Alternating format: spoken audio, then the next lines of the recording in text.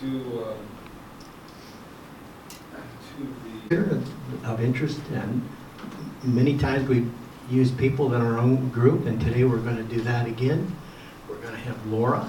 Laura is the head of the radiation technology here, and she's been one of our main participants in the Roy Branson Legacy Sabbath School. So everybody knows you, Laura, so I appreciate your presentations, and so we'll leave time for discussion later on. Yes. And by the way, Laura has also been responsible for some of our other, Beth last week, and Barbara a few weeks. Right, the spirituality research, I was the one that was able to have them come talk with us. Okay. So, I'm turning it over. Do you want to have the prayer? You want me to have it? Or? Go ahead and have it. Thank you, Father, for this day, for this chance to be here together. Be, O Lord, in a very special way. We pray in your name. Amen. This morning I'm going to talk to you a little bit about facilitating moral growth. This is something, research I did here at the university. And we're going to end up with asking, how can we apply this to our own lives, to the lives of our children and our grandchildren and our community? So kind of be thinking about that, because this does take place in the educational setting. And so think about that in the back of your mind as we go through some of this. Our belief was that it's not only well within the role of higher education, but absolutely the duty of higher education, especially at a Christian institution, to shape values in our students. This is actually my dissertation several years ago, and it was over 200 pages. We're not going to do everything today. Trust me, I went back to the founding fathers to get some of this information. And we'll just kind of go through as quickly as we can in Sabbath school this morning. I looked at two experiences and how it impacted the moral development and the moral behavior of the students. One of them was service, and they chose their own service opportunity, and the other was a mandated visit to the Museum of Tolerance in Los Angeles. And of course we had some complaints about that. They didn't want to drive down there, downtown LA traffic. And of course the Adventists wanted to go on Sabbath, and it's a Jewish institution, and so it's closed on Sabbath. So there was all of those little conflicts. It was a qualitative approach, and I'm not going to go deep into that. But we were wanting to find out from them how it impacted them. And instead of us choosing the question, we wanted them to share with us. And yes, there were prompts. And again, I'm not going to spend a lot of time on the methodology. Community service, they were required to do 15 hours. They wrote a reflection paper afterwards. The Museum of Tolerance focused primarily on the history of the Holocaust, but it had the LA race riots in there, and there were other areas in there. And the students wrote a reflection or reaction paper afterwards. There were 133 service reflection papers that I read and reread and reread, and 123 from the Museum of Tolerance. Some people one gal had just been to the museum in Holland about this, so we said write up a reflection paper. Somebody else had been to a museum in DC recently. So some of those we excused and let them use that instead. And here's the questions we asked them for service. What did you learn about yourself? What did you learn about the people with whom you worked? What did this experience teach you about compassion, human worth, and diversity? And what societal problems did you become aware of during your community service hours? For the museum, we asked, have you ever been the object or the instigator of prejudice or discrimination? Describe your experience, what you learned, how you felt, thoughts that may have come to light, and any new discoveries about your personal journey. What did you discover about your own prejudices, values, and morals? How did this experience impact your views on compassion, human worth, and diversity? These were their prompts. And here's some of the themes that came out. Wasn't a phone. We had some people who had a negative reaction. We had a couple of people who went to the museum and came back and said those people are so prejudiced. They had a map up of where the enclaves of neo-Nazis are. One of those individuals, who was quite young at the time, came back and apologized to us, a few years later for his behavior. Worthwhile. Was this a worthwhile activity for them, or was it busy work? And these were a major theme that, yes, these were worthwhile activities. Emotional. Minor in service, the theme was there. Major in the museum, and I'll share some quotes. Dissonance and reflection, both major themes, and we'll talk about all of these in a moment. Christian perspective, a major theme in both of these activities. And then I came up with, well, let me finish this. Relationships, major in service, minor at the museum. Obviously, the reciprocal nature of service was not applicable at the museum. Moral development, which is I was after, can we increase moral knowing, moral sensitivity? It actually went all the way to moral action, which I was quite pleased with. So 2 of these were major in service. Well, the overall category of moral development was major, but it was primarily in moral knowing. And in the museum, all of them were major themes. And we'll come back and explain some of these as we go on. What I ended up with was a framework for an educator who wants to elicit the same reactions I got. How do they set up an assignment? Make sure it's worthwhile and not a bunch of busy work. Students really react negatively to busy work. Dissonance has the potential to cause cognitive dissonance because that's a trigger for change. Relationships, very, very important. Emotion, don't overdo this one. And reflection.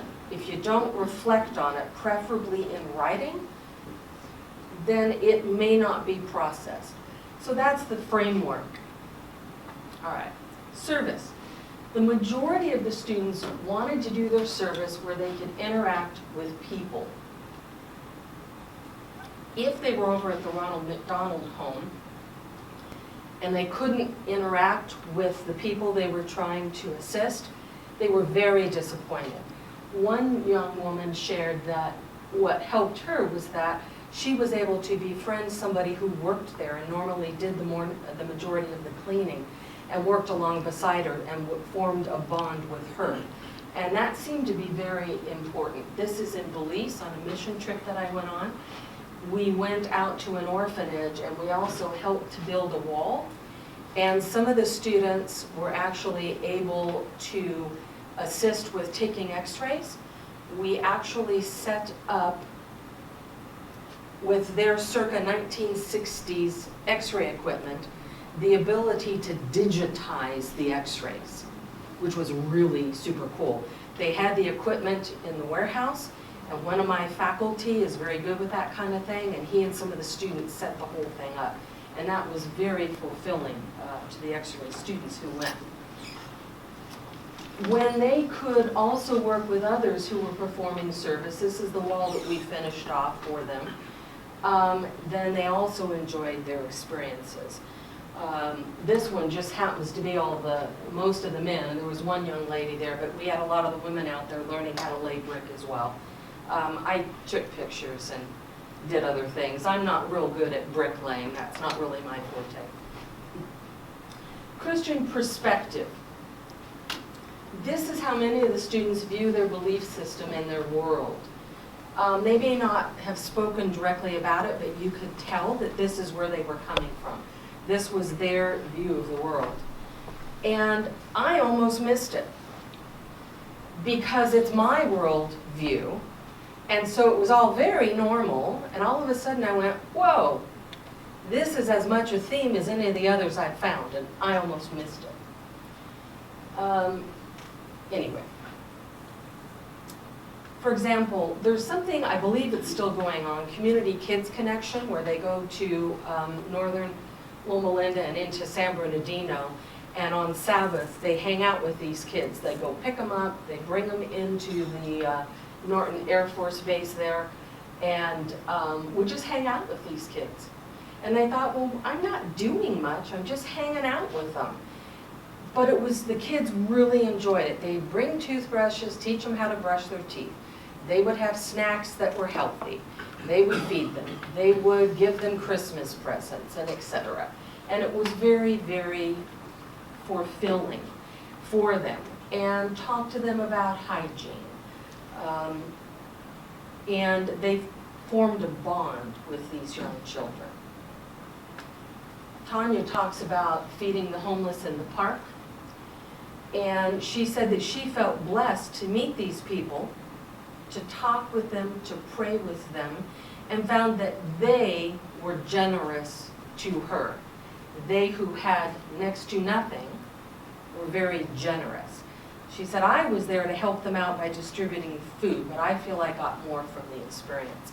Some of those people would give advice, and they discovered that these homeless were not who they thought. They were someone who were educated, perhaps, and lost their job, and lost their home. And so the students had one view of who these homeless people are, and they discovered that it was very different. Another person who was helping in a homeless shelter, she reflects on how God created all of us, and this experience opened her eyes and made me determined to not only become a therapist in my future profession, but be the most kind, compassionate one.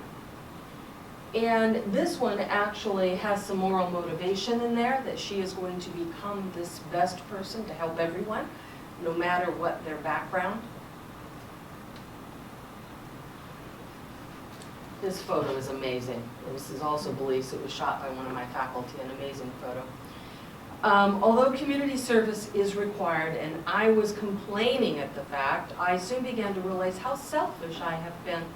Sometimes it's difficult to step out of our comfort zone and adjust to change. We did have a lot of complaints. Dissonance. Dissonance occurs when you're confronted with new information.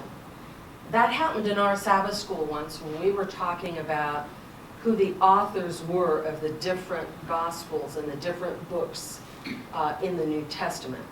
And a person in the back was like, wait a minute, I can't process this. You're telling me that Paul didn't write this? And it shook his foundation.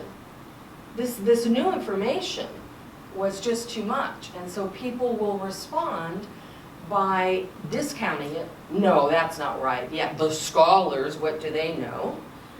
Or they will give up their faith, perhaps, if the dissonance is strong enough.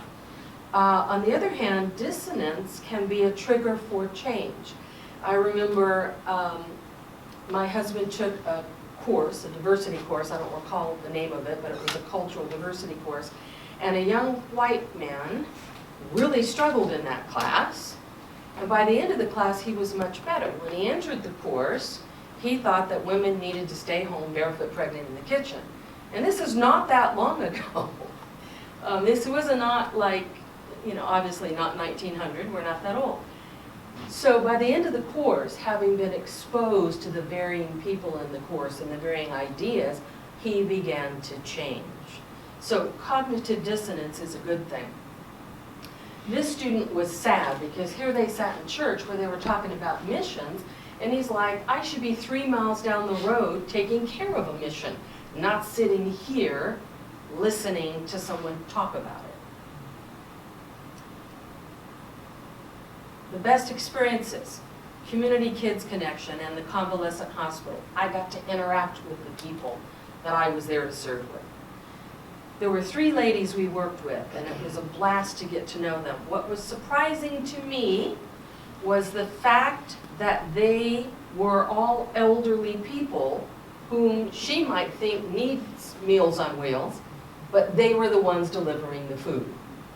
So there we have a change in belief about people over 55. And she says, here, I'm I have a lot of energy, I'm pretty strong, and yet I'm not doing anything to help others around me. I have to get on it. Through this experience, I think I've learned that there's a passion inside of me for those kids that just don't even have a good chance at life. That should be because of their family circumstances, and it's no fault of their own.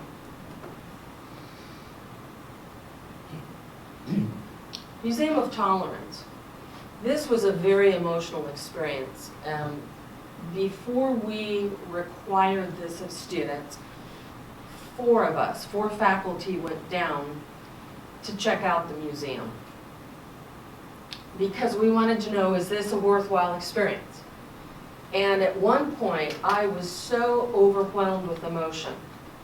My father is about 50% German. And so I was always had this whole shame thing, never wanted to go to Germany because I'm German, and that was a hideous thing that occurred. So it was very overwhelming for me, and I didn't want to be around the faculty because I was tearing up and a tear went down my cheek and I didn't want anyone to see it. Well, when I looked around, they had all scattered, probably for the same reason. Very emotional. Nothing was more important in the new millennium than going to the Museum of Tolerance. It alarmed me, but affected me most in the weeks after the tour. It was just, they had to tune out for a while for their own mental safety. Very, very emotional experience. On March 31, I discovered I was prejudiced. It came to light that several of my behaviors show some amount of prejudice, and that itself was spine-chilling to me. This is a non-white person who said, of course I'm not prejudiced. I've had it aimed at me. So this was spine-chilling to discover this for them. This is a mock-up of the gas chamber. And some of my faculty, my colleagues had gone through it, and I stood outside of it and could not enter it. Why? I was afraid. And I was saying to myself, get over it, Laura, what are you afraid of? This is not Germany. This is downtown LA. You're in a museum. What do you think is going to happen if you step over the threshold? Are the jets going to come on? Seriously? It's an interactive museum, but they're not going to kill you. I had to really talk to myself to step through that. And the only way further into the museum was through the gas chamber. It's like, okay, sweetie, seriously. But it was that impactful. Okay, this is one of my faculty. When I told her about this, she had been several years earlier. I will never forget the young man whose card I held at the museum. They hand out a card, and you walk through the museum and find out what happened to your person. I cannot pronounce his last name, but his name was Edward, and she even knew how to spell it. I will never forget him. The Allies were 15 minutes away. Only 15 minutes away. Walking down the road, mind you, when this 12-year-old young man was hanged. The moral outrage in her voice years later as she found out what happened to the young man on her card. Relationship bonding with a young man long dead. Just the moral outrage was very impactful for her. Dissonance. I began to reflect on my own views and beliefs and what a struggle it is for me to be tolerant of others at times. You drive down the road, somebody cuts you off. If they're different from you, you may be appalled to have something come out of your mouth that comments on that.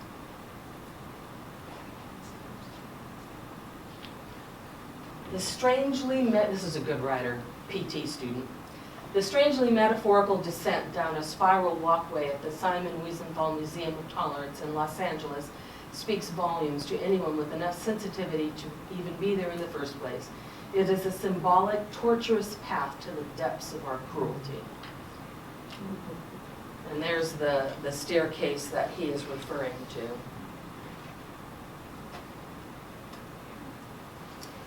So we've got kind of their comments and the thematic framework that I've been going through, but I also wanted to talk about what I saw as the moral growth. I wanted to see if moral sensitivity could be increased based on the students' sharing, but also moral judgment and motivation. I was happy dance to discover moral action even. So moral knowing includes perspective taking, moral awareness or sensitivity, and under moral sensitivity is personal discovery and growth. Then there's moral judgment, moral motivation, and moral action. No matter where they come from or what the color of their skin is, they are just people like me. As humans, we must learn to help each other live as one race, the human race, not against each other. More than ever, I realize how important my words, my actions are. I learned how important it is to accept our differences. And this is the first step toward tolerance. If you've not been to the museum, I would tell you to go some Sabbath, but like I said, they're closed. They're also closed on the varying Jewish holidays, so make sure that before you go, you look at the calendar. Here's a radiography student. Keep in mind by his comments, he is a student. And he's talking about a patient who was a neo-Nazi who became very combative. In my angiography rotation, we had a patient who was totally uncooperative with us. He had several swastika tattoos all over his body. We inserted a stent in his abdominal artery that left a hole near his lower right side of his hip. During the procedure, he was very cooperative to the Caucasian doctor. A Salvadorian, Filipino, Indonesian, and myself a Filipino were the doctor's help. After the procedure, it was important that we place pressure on the wound or else he would bleed to death.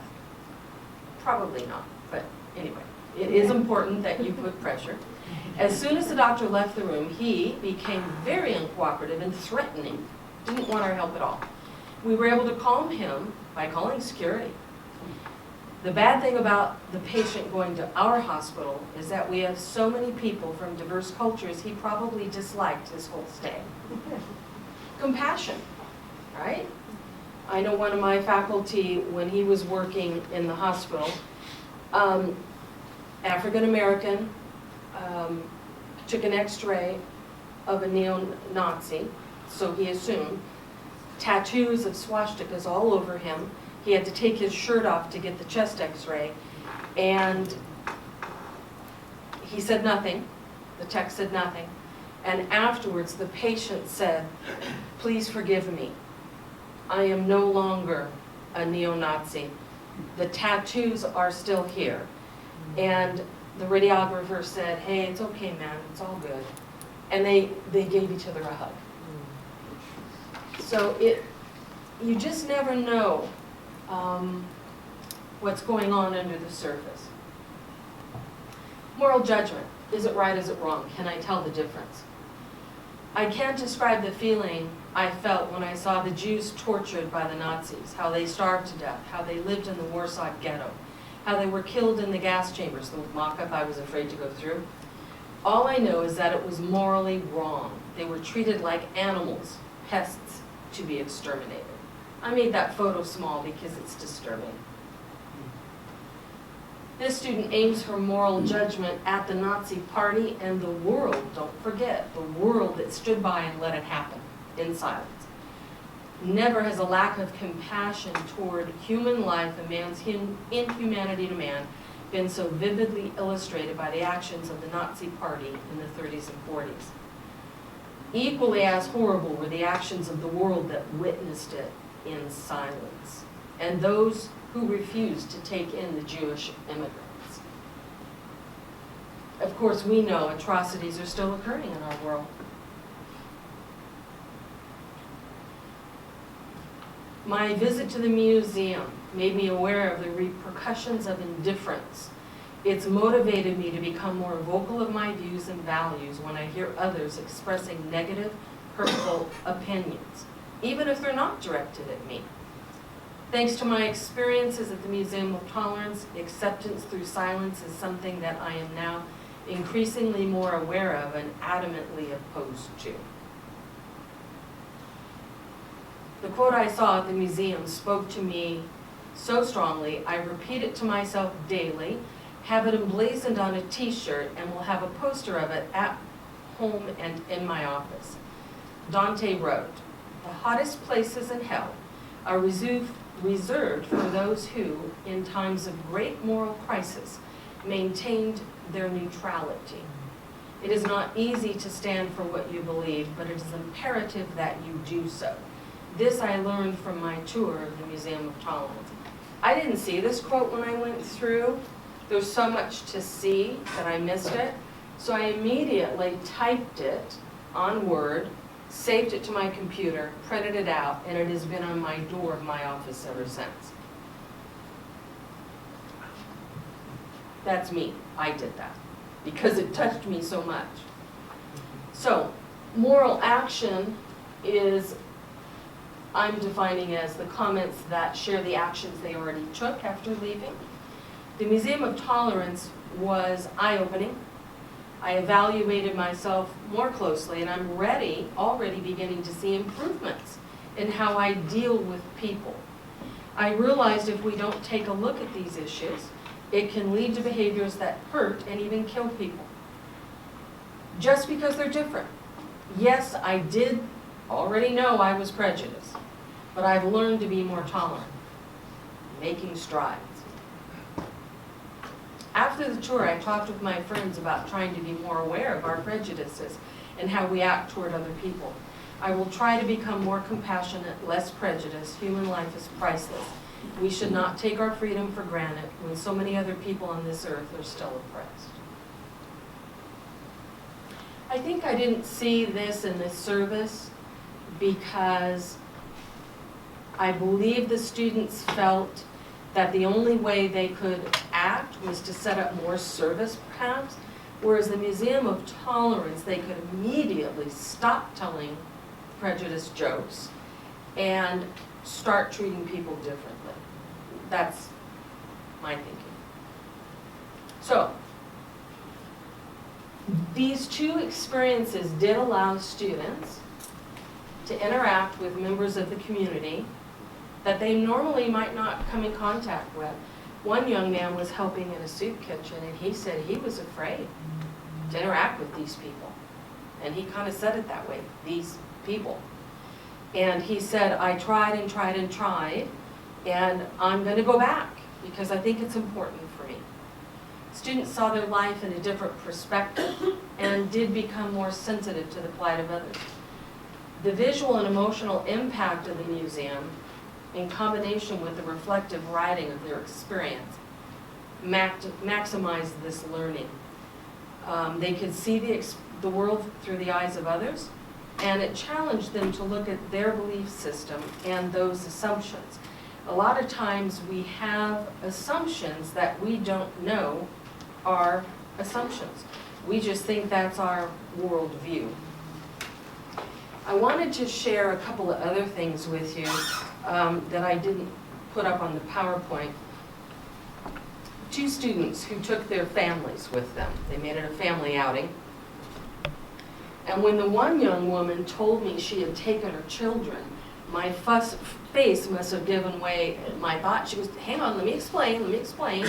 You know, one of us would scout ahead and hide certain things from their view. So this is what she shared. She went with her husband, her mother, and her two children, ages 4 and 6. Yeah, see, that was my reaction. And here's some statements my son, who is 6 years old, made.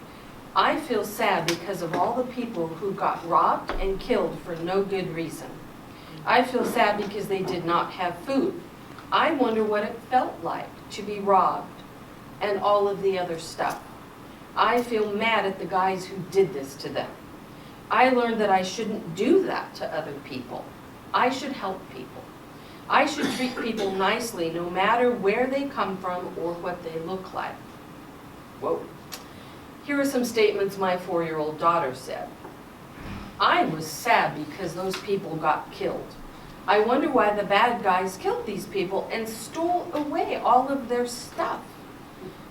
If I think that someone is doing something wrong like this when I grow up, I'm going to 4 years old. I should always treat all people nice. I feel sorry for those people because they lost their family. I am happy about the other people being alive, like the lady who talked to us about when she was little in that time. 4 years old. So I guess they did a great job. I would have been, 4, really? But they were very careful. Here's another young woman who took her husband and son. The 10-year-old boy begged us to take him to the museum with us. My children both look very Caucasian, and I think my son was teased a few times about having an Asian mother. He handled it well and ignored the child. So when we entered the Museum of Tolerance, I was curious to see his reaction to the discrimination and prejudice that he was going to learn about. We first listened to a woman who told about her life as a child during the Holocaust, what she and her family endured. It was even more horrible than I had been told. My son took it all in. I could see the emotion on his face. He was mesmerized by the story, shocked and disgusted. After our trip to the museum, my son talked to me of the things he learned and the feelings he had about prejudice and discrimination. It was an experience he talked about a lot after we visited. I knew it was a good lesson for him, as well as for my husband and myself. If someone had asked me, I would have cautioned them about taking their kids, but don't say I wouldn't have been wrong, because the caution would have been appropriate. But for those who did, it made a family impact in a way they could discuss it and share about things. And for this one young man whose mother was Asian, that gave him a way of experiencing and having a voice to share what he was enduring. So what I'd like to know is, number one, if you have questions, I'll do my best to answer them. But also, I've put just the 5 little things there that I think would help replicate this as far as any assignments that someone might be setting up. But how do we apply this to our lives? To our children, to our grandchildren, to our church? Any thoughts on that would be good.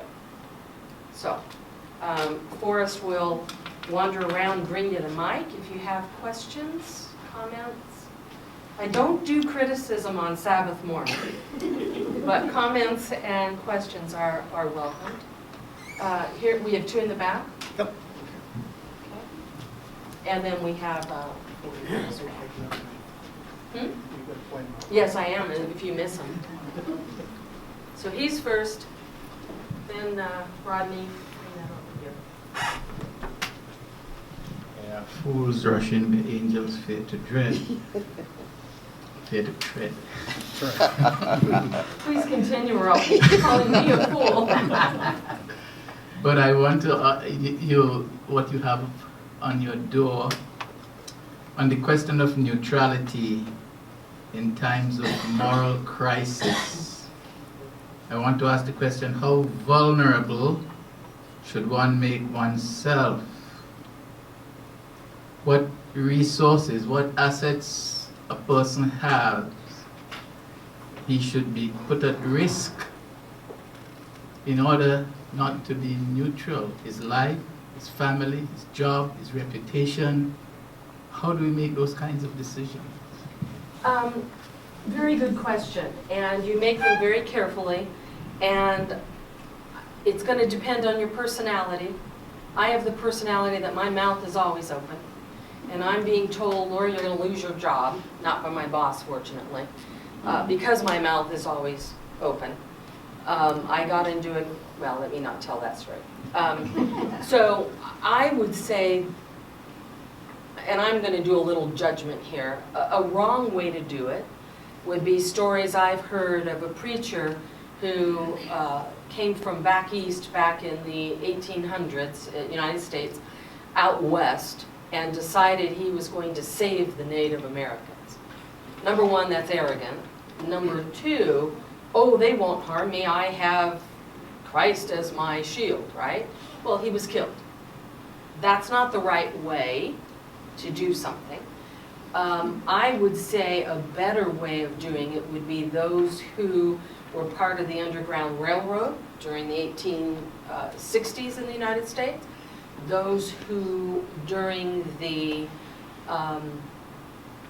Berlin Wall came down in '86, but prior to that, those who were smuggling people in their trunks and that type of thing. I think that might be a better way to do it.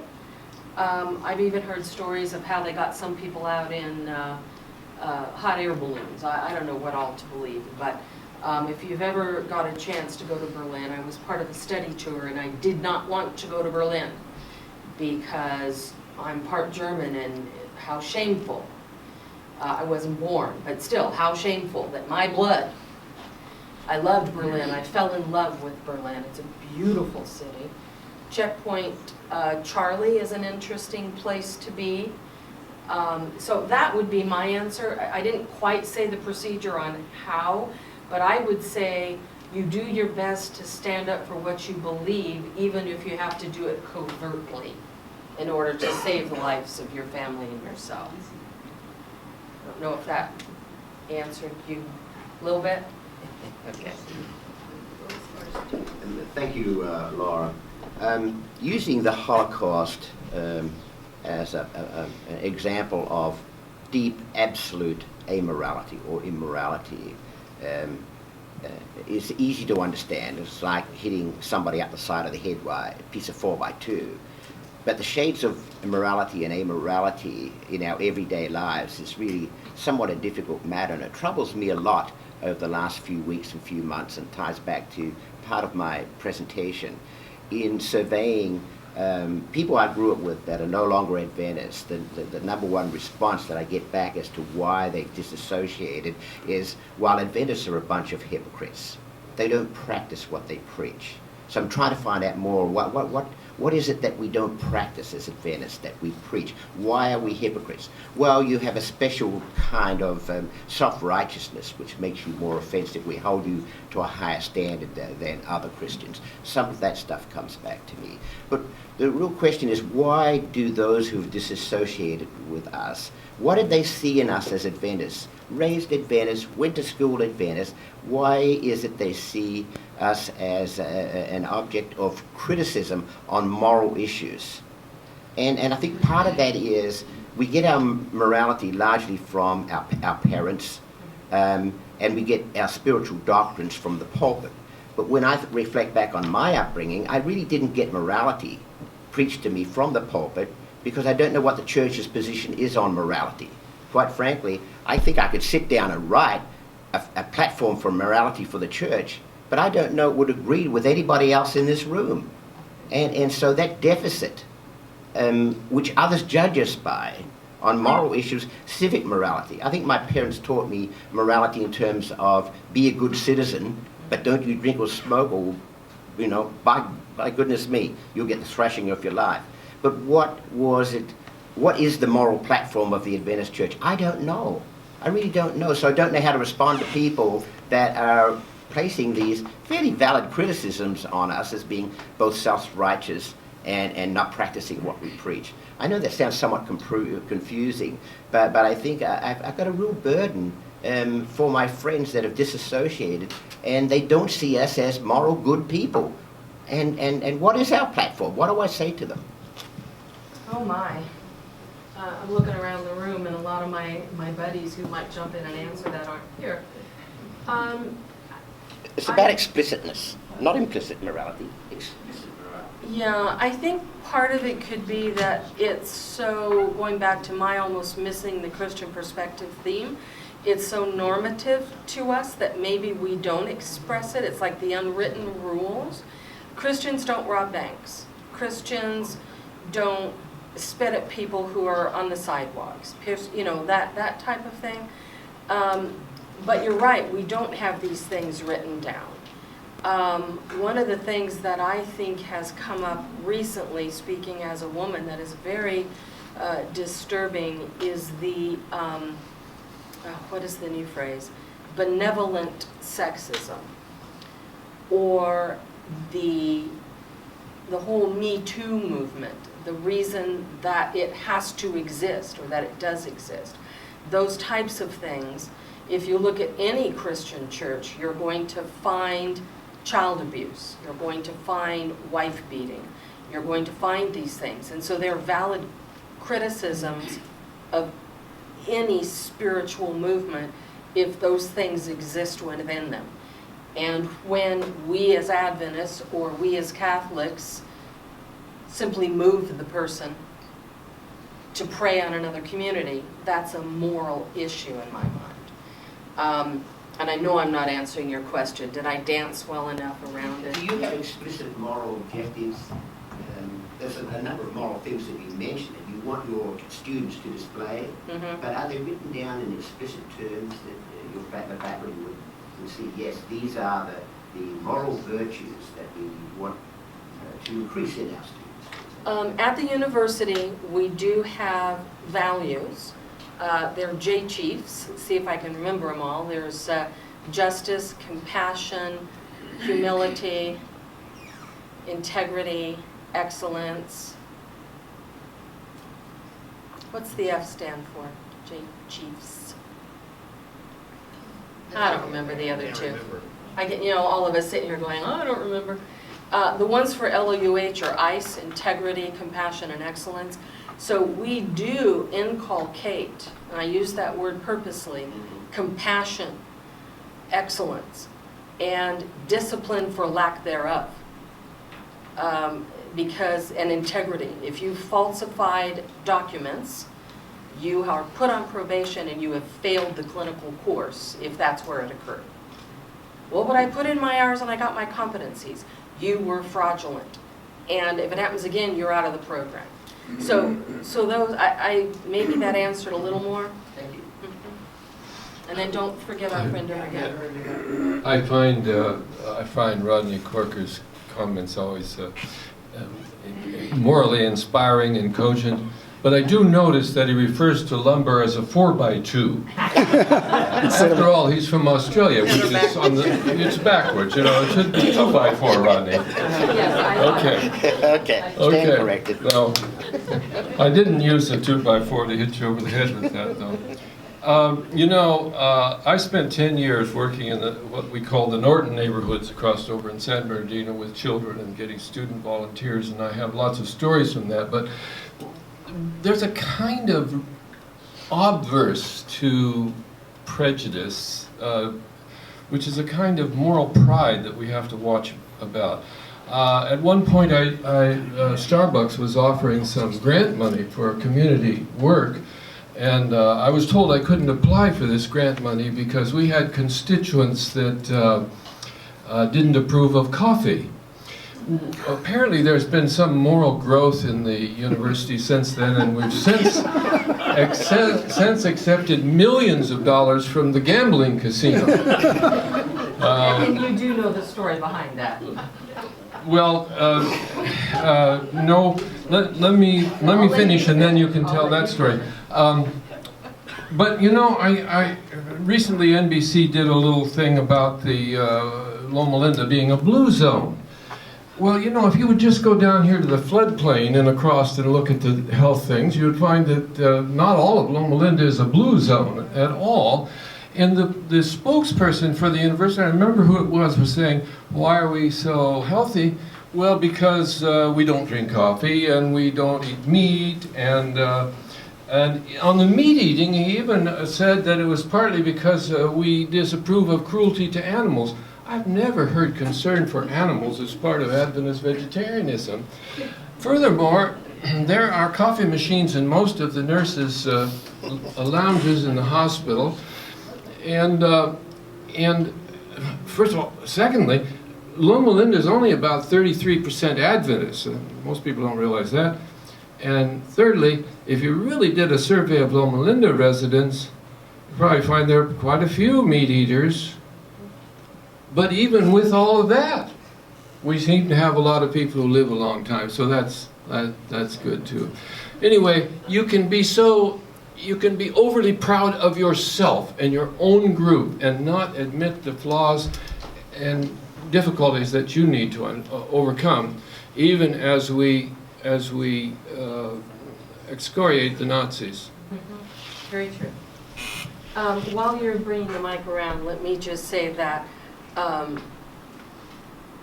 in 1906, and I cannot for the life of me ever remember the physician's name, a female physician and a lot of nursing students, because that's primarily who was around at the time at the Emmanuel College of Medical Evangelists, and would go out and deliver babies, would go out and do clinics at the, what's the name of it? Something, San Manuel Mission Band of Indians is, I believe, the correct title. And so they had nothing, and they would go out and provide free medical care. And apparently there was a lot of babies named after her, if I'm understanding. Yeah, I can't remember her name. And so years and years and years, decades later, they have a lot of money, so they're giving back. And unfortunately, that story doesn't get told. My opinion is, if someone offers you money for a good thing, you take it. I don't care who it is. You don't turn down money that could be used for good. That's my opinion. Thank you, Laura, very much. I apologize for the noise I've been making back here. We've had very good videos made.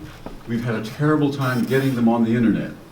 And this is a new way of possibly getting them on the internet, so I'm exploring that a little bit, and I apologize for the noise. Now, I would like to turn back to Hedrick Edwards' question and make this little suggestion, and that is, the moral life is not a matter of finding the one obligation and following it exclusively. The moral life is a matter of identifying the range of considerations to which one is obligated and then trying to do as much justice as one can on a case-by-case basis. There may be a time when, as a young parent, one should not take a risk that could leave your own children orphans. On the other hand, when people get my age, they should and could and in fact do take bigger risks because the vulnerability is much, much less. So is there some formula one can follow? No. I think one has to be as discerning as possible in identifying and then balancing these various considerations. Thank you for that, and that jogged a story in my mind. Alan and I, when we were at the Reno Valley Church, sang in the choir. And we were going to choir practice one evening, and there was a scruffy-looking man sitting outside the church, kind of slumped over. And I had 2 young children. And Alan was head elder at the time, and the head deaconess was right behind us. And I grabbed my children, put them on the other side of me, walked past the man and said, "Alan," and walked into the church. I didn't know who this guy was, what he was up to, why he was sitting here. So Alan and, I've forgotten her name, I can see her face, went over to the man and started talking to him. And they said, "Are you hungry?" He said, "Yes." They took him into the kitchen where there were cans of tomato soup, opened them up, heated it in a bowl in the microwave. He ate. They opened another one. He ate. I don't know what else there was in there. And they fed him. And they said, "Do you have access to a can opener? Do you have access?" And he said, yes. They got a bag. They loaded up almost everything else in the kitchen they could find and sent him out the door with it. Meanwhile, I'm in the church with my young chicks because I don't know who this man is and what he wants. So thank you for sharing that. Yes. Irrespective of race, gender, ethnicity, I think we all harbor levels of biases and prejudices due to social conditioning and constructs that we were raised with. The one thing I always have problem with is when someone say, "I don't see color," because I find that almost insulting. Because there's nothing wrong with seeing color. Color, race is the most noticeable aspect of identity. It's okay to see color. It's the characteristics you place on groups based on that that's wrong. I think that's where we have to be careful. But it's okay to talk about things. I'm so grateful to you for talking about this today.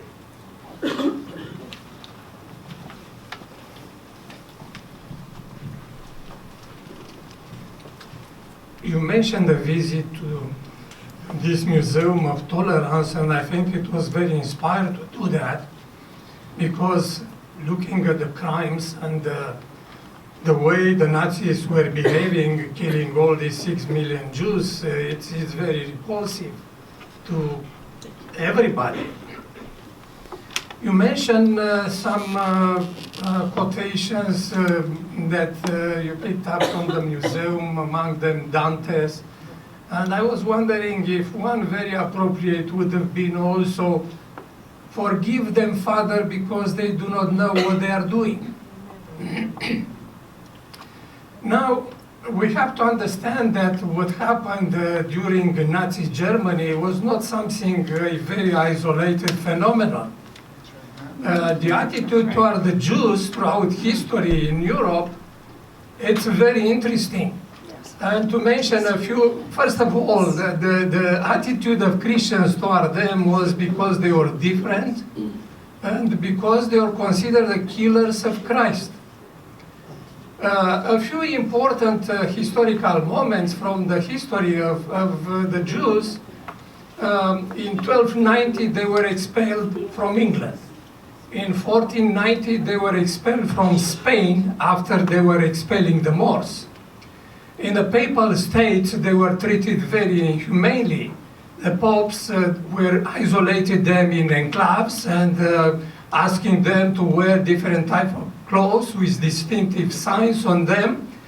And where do you think the Jews withdrew? I mean, after they were expelled from these countries, where do you think they went? They went to the Ottoman Empire. They went to pagans. They went to Muslims. And they found a refuge there. Now the museum is called Simon Wiesenthal Museum. Well, I was thinking, Simon Wiesenthal was not very tolerant with the Jews, with the Nazis. Because he was a Nazi hunter. Of course, I don't dispute his motives, I mean his reaction, but it's not exactly as a Christian reaction, because we know a few interesting cases. They were hunting Eichmann from Argentina. They got him there and brought him to Jerusalem, and they were hanging him.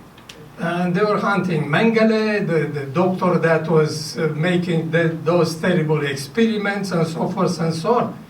Then I think this museum would include also the tolerance toward your enemies, to really be called a museum of tolerance. Interesting. I also have one of our students who is African American say that they watched him as he went through the gift shop. So we all have our biases. We all we do have another person here. I wanted to ask a question. Okay, and then don't forget her. Okay, and then I got one back here too. Okay, I think this is, I think this is great. I think what concerns me is we think this is a German situation. And Peter has mentioned it briefly. You know, there was the Dreyfus affair. But even here in America, you know, Jews were hanged by the KKK in the early 20th century.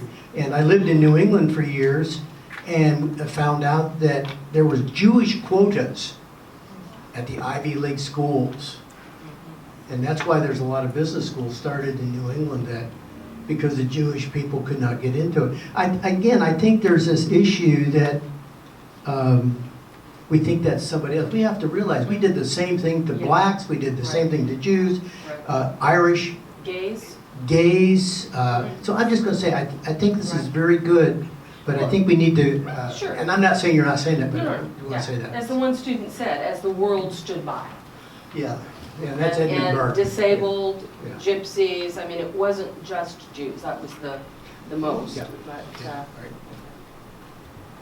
I really appreciate Rodney's question. I've been sitting here thinking about it, and as a therapist who for 8 hours a day sits and listens to the innermost secrets of families and people's thoughts and the dissonance with how they now want to choose to live their life, and how so much of their thinking is really predetermined by how they feel unworthy and helpless and hopeless to change things. What I think I would say now is the morality is caught, Rodney, and not taught. It's almost like emotions. You can be told how you're supposed to feel, and if it's opposite than how you feel, and what you see in your parents demonstrated, you just have to believe that the world is different than what you're experiencing it. But she said she waved me off, so. Okay. Okay, we're at our time. We have,